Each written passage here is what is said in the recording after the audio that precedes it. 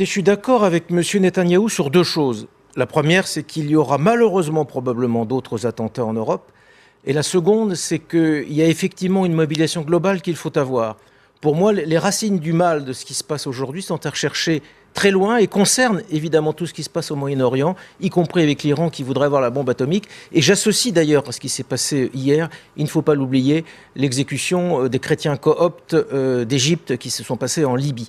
Maintenant, M. Netanyahou appelle les Juifs d'Europe. Il le répète d'ailleurs, parce qu'il l'a dit après les attentats de Charlie. Il l'a dit d'ailleurs très peu de temps après être venu à Paris à la suite de l'affaire de Charlie.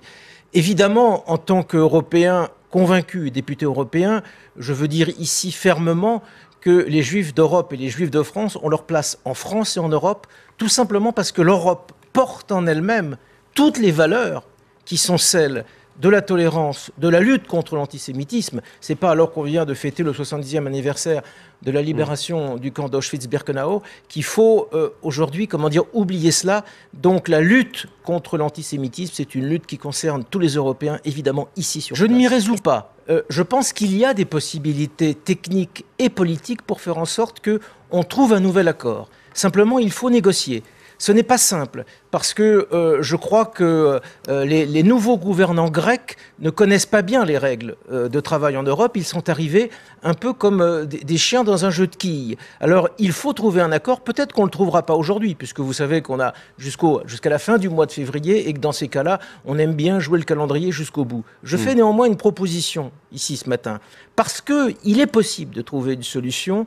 Moi, je dis que si ça se passe mal aujourd'hui, il faut mettre en place un médiateur, quelqu'un qui puisse être entendu des deux côtés et qui dise, voilà les propositions sur la table. Et je vous propose un nom, il pourrait y en avoir d'autres, mais par exemple, Pascal Lamy, ça me semble tout à fait convenir. Pascal Lamy, c'est quelqu'un qui connaît parfaitement toutes les arcanes de Bruxelles, il a été le directeur de cabinet de Jacques Delors, il a été commissaire européen, et c'est un sociologue. J'avais raison de parler de la loi Macron comme une sorte de nouveau catalogue de la Redoute, c'est-à-dire il y a des articles toutes les pages, on ne sait pas très bien à quelle page on l'ouvre, vous l'ouvrez à la page d'ouverture le dimanche. Une seule chose me paraît bonne dans ce qui a été décidé, ce sont les zones de tourisme international.